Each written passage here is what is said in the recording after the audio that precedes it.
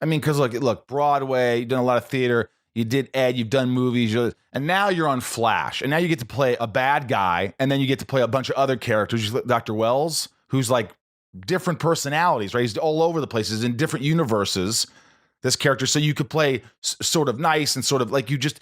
Do you like this stuff as much as you like the Broadway, as much as you like the straight drama, or is it just another thing that you're experiencing? I wouldn't grade it in comparison in any way, only because this is not a politically correct answer, and I think you understand why. This is because I proceed from gratitude to have any job. I really do. Sure. It's not like that is not like a blanket statement of like, because one of the things that, especially I think you and I know this, and I think it's lost on people that have success at 21, and they'll get there because how could you have any basis of comparison? But the idea that proceeding from gratitude for the employment or the specific job that you have is a huge thing, because I think a lot of people go, well, Michael is he's just dancing from this show to that show to this movie to that play to this kind of thing, and Tom's doing the same. And I think what people miss is the giant in capitalized letters, will they have you? And most of the time they won't.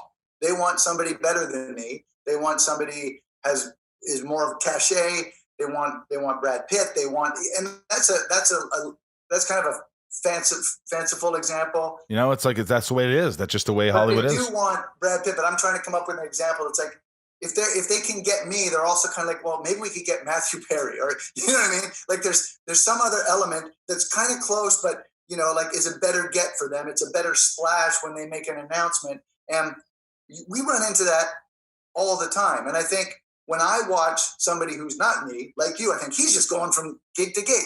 Or I look at, movie stars. I'm friends with, this is a name drop, but he's doing such great stuff right now, John Krasinski. Oh, dude, by the way, I'm a huge horror fan.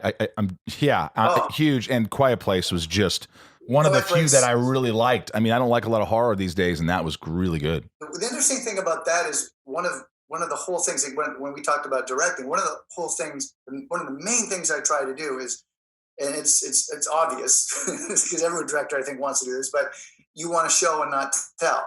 But that movie, the whole basis of that movie was show don't tell, because they're not you can't talk, right? And so it's so interesting, right? Like oftentimes when you're a young actor, like, can you communicate what you're trying, what's going on in this scene without using words? And you should be able to do that by and large. But then, of course, we do superhero shows where there's a massive amount of writing about feelings, and people are there's so much self-knowledge. You run into something like A Quiet Place, it can be jarring because they did such a magnificent job. These characters were so rich and so fulfilled, and yet they didn't say anything. I would have died. I would have died in the first minute, not being able to say anything. Even if I wasn't supposed to die, I still would have died. Rosenbaum, you can't talk. Well, I have to.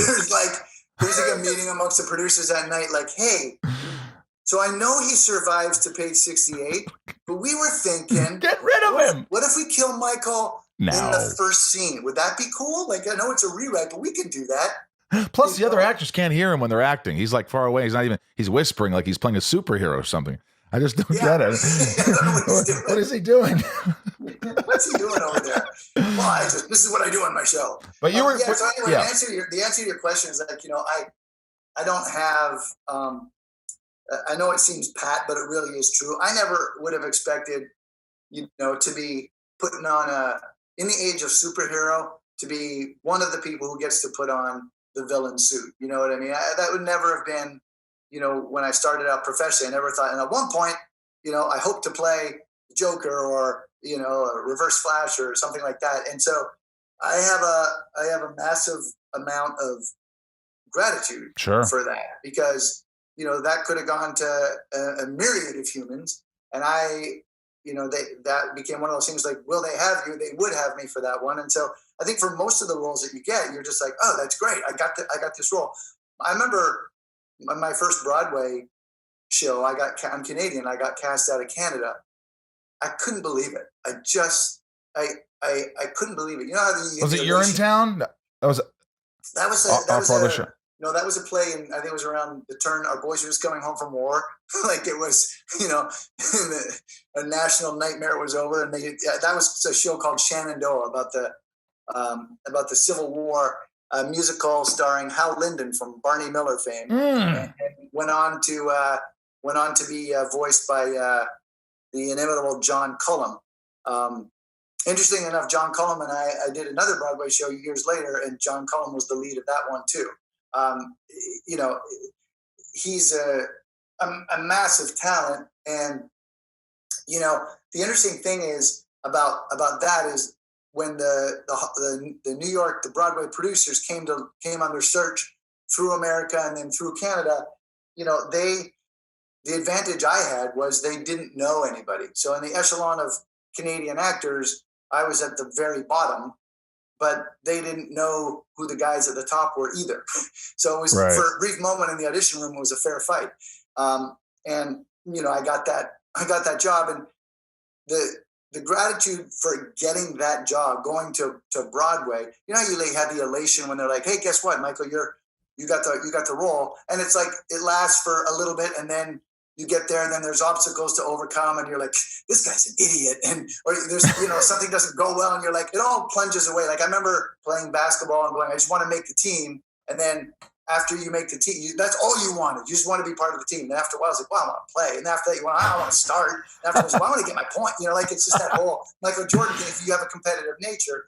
But what's interesting about that Broadway thing, and I know I'm talking about myself way too much. No, this is why I want you to. The interesting thing about that Broadway thing is that elation lasted. It's still there.